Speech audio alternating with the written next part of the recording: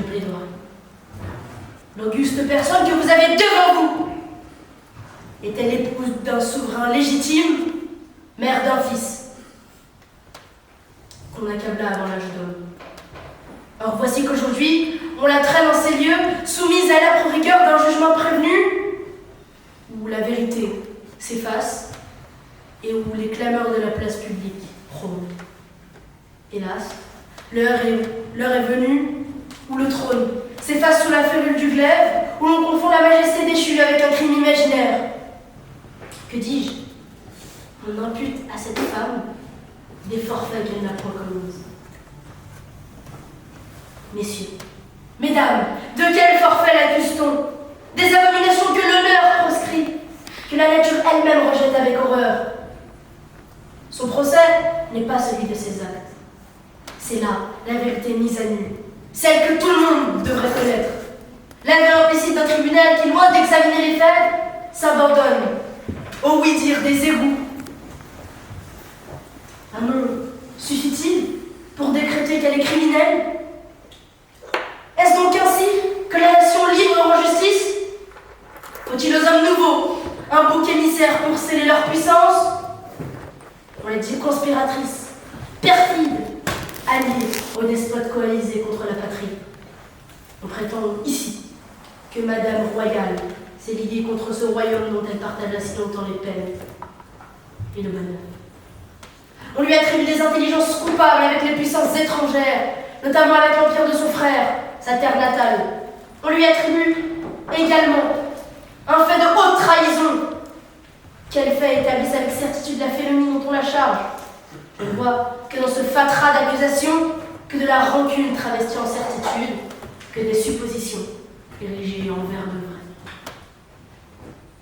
Et si le crime de la reine fut de naître sous une autre couronne, si vous voulez châtier en elle l'autrichienne plus que la française, alors dites-le! N'essayez pas de lui intenter un procès, parce que vous savez déjà où sa tête finira. Mais hélas, l'ignominie ne s'arrête point là, parce que dans un excès de folie, une voix, et oh quelle voix, portée contre elle, a osé lui imputer une accusation. Citoyen juge, j'en viens à la plus abominable de toutes les accusations. On ose prétendre que cette mère aurait perverti dans l'ombre de son cachot son propre fils. La chair de sa chair! Quelle mère, quelle femme, quel humain oserait un tel crime? Ceux qui ont inventé cette calomnie n'ont pas seulement cherché à la déshonorer, ils ont cherché à la traîner, même après sa mort. On a arraché son fils, on l'a terrorisé, on lui a dicté des mots infâmes que l'on lui a fait répéter plusieurs fois. Le témoignage d'un enfant brisé par la captivité et la peur de ne pas retrouver sa mère. Il est aisé de faire dire à un enfant de 8 ans ce que l'on veut. On veut faire croire que cette mère, tendre et malheureuse, aurait commis l'indicible. Alors à cette infamie, je ne puis répondre. Que puis-je ajouter à ce cri du cœur pour assouvir le ressentiment d'un peuple abusé? Vous livreriez au bourreau une mère tendre qui n'a jamais rien fait? Alors je me tais et la création se charge de répondre. Et maintenant, que reste-t-il à dire? Maintenant, comment l'accuser? Ai-je obtenu audience pour démontrer ce que chacun sait déjà? Mais souvenez-vous que si la reine doit périr, alors qu'elle périsse justement. C'est l'honneur de la justice qui sera en ce jour immolé sur l'autel de la haine, si vous décidez de la tuer sans aucune preuve. On reproche à Maria Antonia Joseph Johann de Lorraine Habsbourg d'Autriche des intelligences avec les nations, d'avoir conspiré à l'étranger contre la France, sa patrie de cœur. Sachez qu'il ne suffit pas simplement d'affirmer pour prouver, et c'est ça un principe bien révolutionnaire et bien républicain que je m'efforcerai de vous rappeler. Le Saint-Empire romain germanique, terre natale de l'Autrichienne, détestée par la population, par sa manière de vivre et par ses coutumes, notablement bien moins fastueuse que celle de ses prédécesseurs? C'est ainsi, non sans preuve, que vous la jugez par condescendance xénophobe. Ce n'est pas pour rendre la vie meilleure aux Français que vous la traînez ici. Ce n'est pas pour lui faire expier ses péchés. Jamais. Et la façon prudente d'interrogation qu'utilise au sein de cet honorable tribunal l'accusation prouve qu'elle n'est pas sûre de ce qu'elle dit. Et pour une fois, elle eut raison. Et puis les lettres présentées comme preuve ne montrent aucun fait avéré, aucune action qui est demandée, simplement une relation épistolaire avec son frère. Alors, considérez une relation épistolaire comme un acte de trahison reviendra à considérer l'amour fraternel comme un acte de haute trahison contre-révolutionnaire. Alors combien d'entre vous aujourd'hui doivent frémir? Et à juste titre. Par ailleurs, pouvait-elle réellement peser sur la guerre? Une femme dans la politique. Mais quelle blague! Puis, elle fut plus qu'active, de 1797 à aujourd'hui. Vous ne l'avez pas laissée vivre. Elle fut captive de ceux qui portaient dans leur cœur la liberté, l'égalité et la fraternité. Alors que penser de l'avenir et du futur de notre patrie? Il est aisé de dépeindre une figure comme Marie-Antoinette, frivole, dépensière, fofolle. Et aussi à l'origine des maux économiques François. Pourtant, en tant que reine, elle n'a jamais été la cause du déficit économique du royaume. Elle fut une mécène en son temps, faisant rayonner la cour française à travers toute l'Europe. Et quant aux accusations de dilapidation, encore une fois, il est essentiel de se rappeler qu'en son temps, la reine fut symbole de la culture. Alors je demande le jugement éclairé de cette auguste cour sur une erreur communément commise, celle de la construction du Petit Trianon, château à Versailles, qui est attribué à la ci-devant veuve Capet. L'accusé, la construction du Petit Trianon, chacun se gardera pourtant de savoir qu'il a été construit par la marquise de Pompadour et financé par Louis Capet, 15e du nom. Et puis, les sommes utilisées pour meubler le Petit Trianon n'étaient sans commune mesure avec celles qui ont été nécessitées pour la construction de la bâtisse de la Pompadour. Il fallait apporter ces précisions pour éviter tout amalgame quant au grief de l'accusée, ce pourquoi elle est présente aujourd'hui. Des Dijon. Et puis il y a donc, on l'accuse d'avoir manipulé le roi, d'avoir exercé sur lui une emprise pernicieuse, d'avoir poussé notre feu souverain à l'entêtement, à l'opposition à toutes les réformes républicaines. Marie-Antoinette était-elle hostile autrefois? Certainement. Marie-Antoinette avait-elle peur pour son sort? Oui. Mais ce qui l'accablait le plus, c'était que ses enfants étaient séparés d'elle, elle n'avait plus personne, et qu'elle était coupable du malheur des Français. Mais comprenez la fatigue, l'appréhension, les craintes, la peur de cette mère, de cette femme, de cette tante, de cet enfant, de cette fille. Pendant la terreur révolutionnaire, n'oubliez pas le traitement administré par vos soins entre 1787 et aujourd'hui, prouvant qu'elle était captive des hommes qui portaient cette égalité, qui voulaient se différencier de l'ancien régime qu'ils considéraient comme tyrannique. Or donc, citoyens juges, écoutez, si vous devez la condamner, faites-le sur des faits, des vérités établies, connues de tous. Si la République veut se distinguer de la tyrannie qu'elle a chassée, si elle veut être plus grande que ses anciens maîtres, qu'elle condamne si elle doit le faire, mais qu'elle le fasse bien et avec une rigueur exemplaire, qui n'emprunte point aux bassesses du tribunal de l'Inquisition espagnole ou même aux caprices des cours d'antan, car sachez que l'histoire vous observe. Elle jugea à votre jugement, parce qu'aujourd'hui vous n'êtes pas simplement acteur. On se souviendra de vous et vous ferez partie de l'histoire. Ce que vous déciderez aujourd'hui scellera pas seulement le destin d'une femme, le destin de Marie-Antoinette, de l'Autrichienne pour les plus proches, mais il dira au monde ce que vaut cette révolution. Parce que oui, j'ai parlé, et je sais que je n'ai pas réfléchi vos cœurs,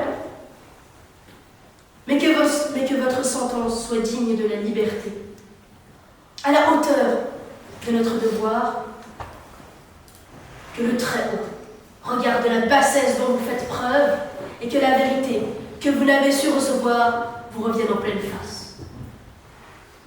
Et que la justice fonde sous vos couards et vos coups. Je me retire, non point jugé, simplement lassé. C'est aujourd'hui la fin de la farce. Alors, condamné par l'écho creux de quelques oui-dire serviles que votre tribunal s'en retourne envers le système, parce que ce n'est pas seulement une femme que vous ferez tomber sous la férule du glaive, sous le fer, c'est la justice elle-même. Alors, je vous laisse juger, la postérité vous jugera à son tour. Cette figure tutélaire, aux yeux bandés, sera tranchée là où vos vaines paroles n'ont su qu'échouer. Faites ce que bon vous semble, parce que vos noms s'inscriront dans la mémoire collective, dans la mémoire populaire, dans la mémoire nobiliaire, non pas par la gloire et le courage dont vous avez fait preuve, mais dans le dessein que vous n'avez jamais su comprendre.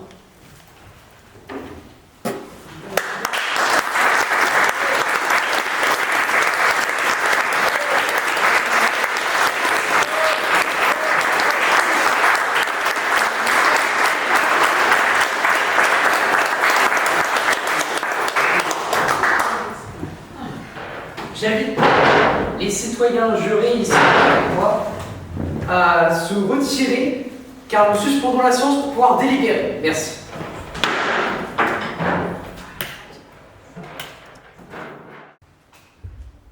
Suite à l'accusation, suite plutôt à la plaidoirie de notre avocat, nous avons décidé d'encore un peu mûrir notre réflexion et c'est pour cela que nous retournons encore redélibérer un petit temps, le temps de remûrir, car cette décision est importante pour notre nation. Merci. N'oubliez pas que les jurés, c'est vous. Alors, mesdames et messieurs, qui pensent que Marie-Antoinette doit être guillotinée? Levez la main. Il en fallait un. Mais pourtant, Je pense qu'il y a la majorité. il ne voulait pas. Écoutez, bon, je vais faire rentrer l'accusé. Non. Attends, faut juste qu'on se calme. Vois avec eux, parce que je sais pas ce qu'ils vous fait là. Pour moi, ils devaient revenir pour donner la sentence, non? Oui. Elle a un très bon avocat. Bon, on va vérifier ce qui se passe, mais j'ai pas compris pourquoi ils nous ont rajouté du temps. Ou vas-y, sonne. Quelqu'un veut parler? Oui, je disais, non, je vous avais dit quoi, elle a un très bon avocat. Oui. Il est excellent. Quel âge il a? Non. 14 ans. Bravo.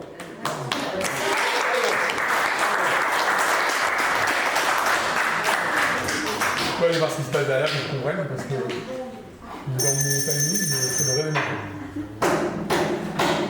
D'accord.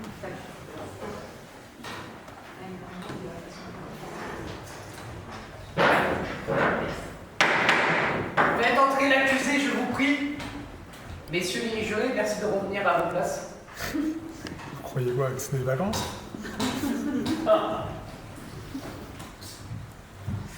Alors c'est pas des jurés, c'est des juges, mais c'est pas grave, encourageant. C'est des juges assesseurs. Ah, c'est vrai. Ah oui, Il y a bah pas oui. ça, Ah oui, mais c'est pas grave. Assesseur, assesseur. Oh, Patrice, d'enfant. Voici la déclaration commune que nous avons réfléchi et mûri ensemble. Je demande à ce que l'accusé soit condamné conformément avec l'article 1 du Code pénal qui prévoit, en cas d'intelligence avec les ennemis de la France, la peine de mort.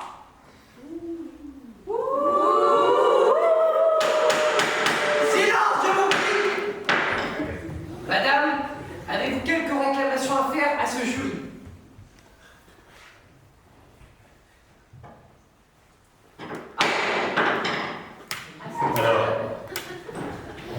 en conclusion, au niveau de la forme, ce procès présente des irrégularités flagrantes.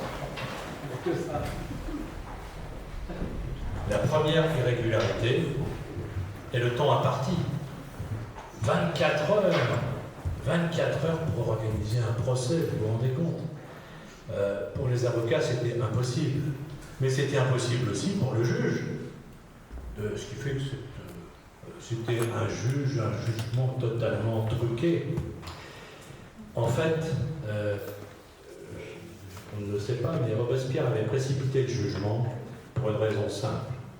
C'est que Marie-Antoinette, en proie à des hémorragies, n'avait plus que quelques mois à vivre. Elle était condamnée à mort. Et il avait donc mis dans les jurés son médecin, le docteur Souberbiel, je vous en ai parlé tout à l'heure, pour qu'il arrive à convaincre les autres jurés que de toute façon, elle était condamnée et que ça ne valait pas la peine d'avoir un verdict qui aille dans le bon sens.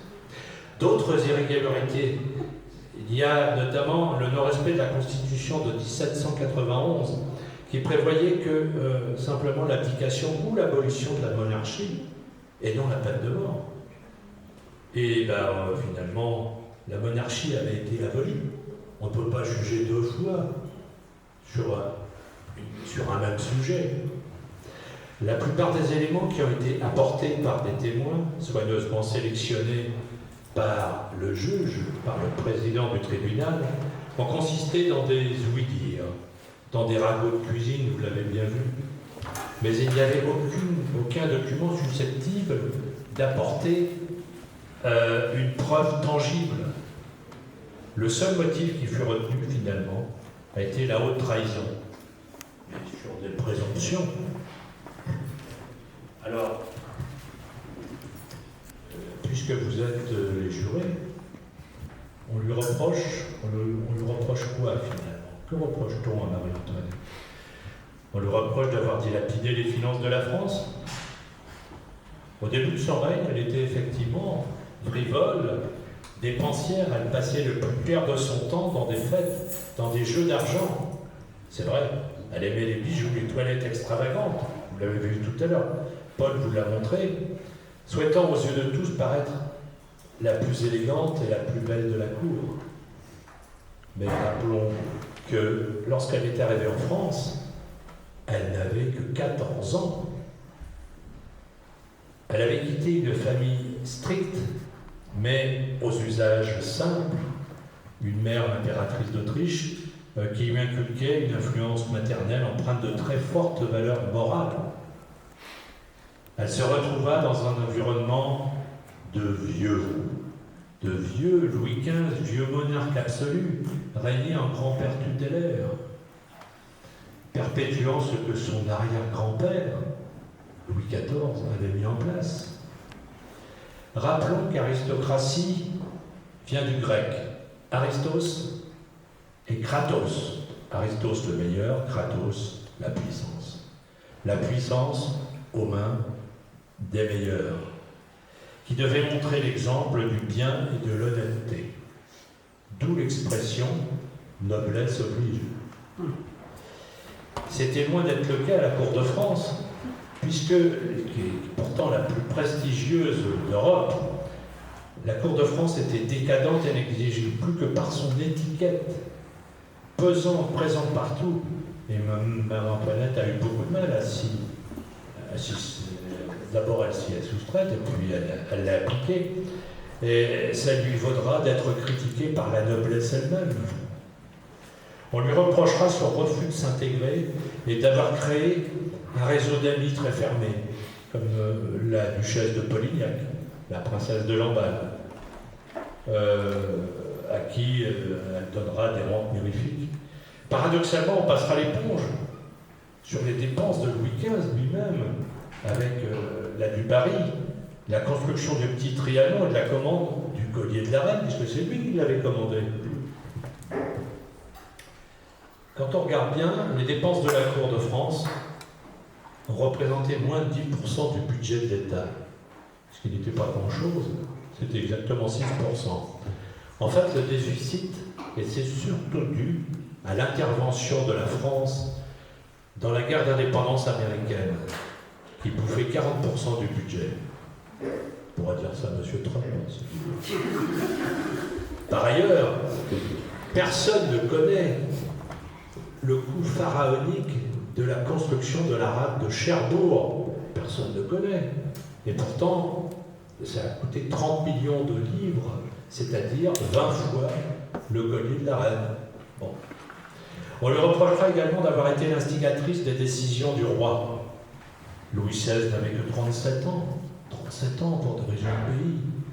En 1792. Il avait un caractère indécis. Il était possible que Marie-Antoinette a certainement influencé ses décisions. Mais messieurs, est-ce que vous ne faites pas influencer par votre épouse? Non.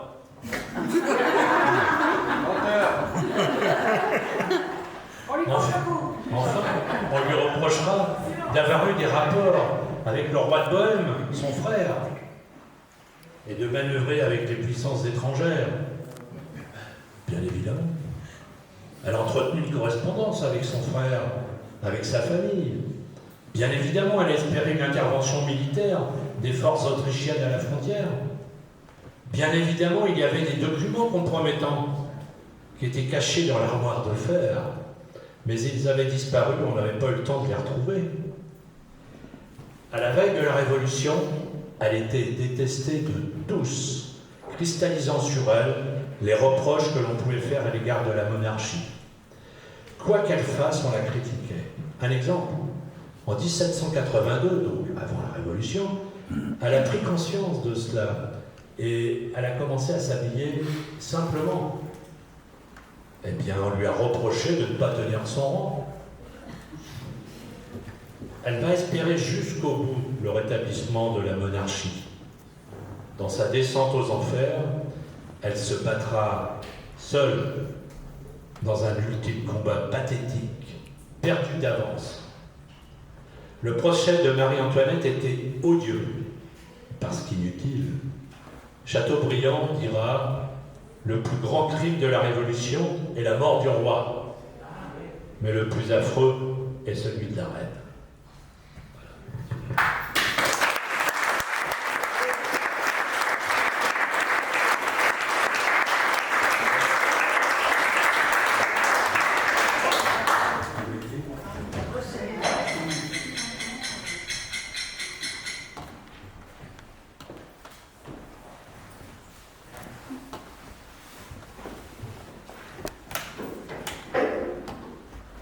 Vous avez apprécié le procès de Marie-Antoinette de 1793? Sachez que ce procès est une avant-première. C'était peut-être le premier procès d'une femme harcelée.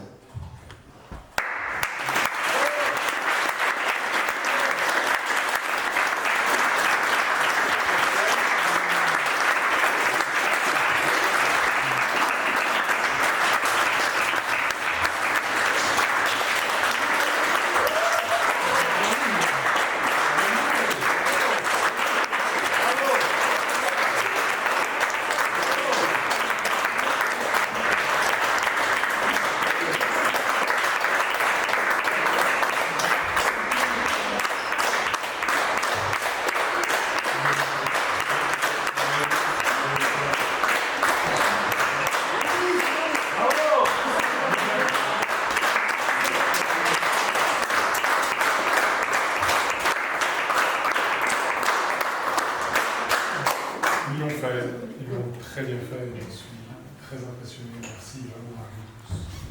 À Croix, à Jean-Pierre, à toutes ces personnes qui entourent. Comment on n'entend pas, t'es sûr? Non, surtout pleure pas. Ah, limite. Quand on vit ça, quand on vous écoute, il faut savoir que la plaidoirie, c'est lui qui va travailler de A à Z.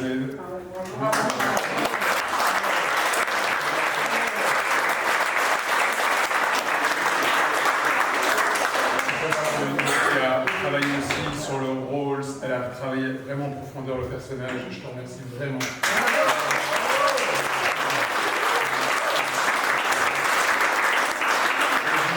a su on peut rapporter cette boum là, avec la voix qui porte et tout.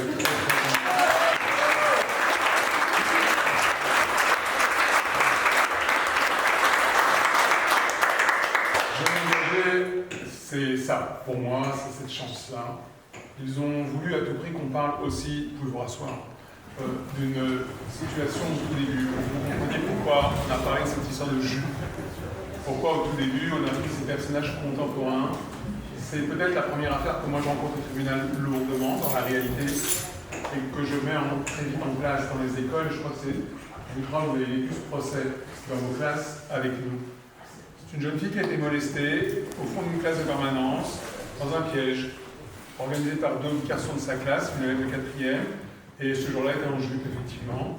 L'un des deux s'était accroupi derrière elle, l'autre l'a giflé. Elle a basculé sur le dos de celui qui était accroupi derrière, et effectivement, cette fameuse jupe s'est soulevée. Et le troisième comparse, c'était un élève du 3e, a filmé cela en cachette, c'était en permanence, et ces images ont circulé. Ça a été terrible pour cet enfant, cette jeune fille de l'époque. Et on parle d'une époque où les enfants ne sont pas sur les réseaux sociaux comme aujourd'hui.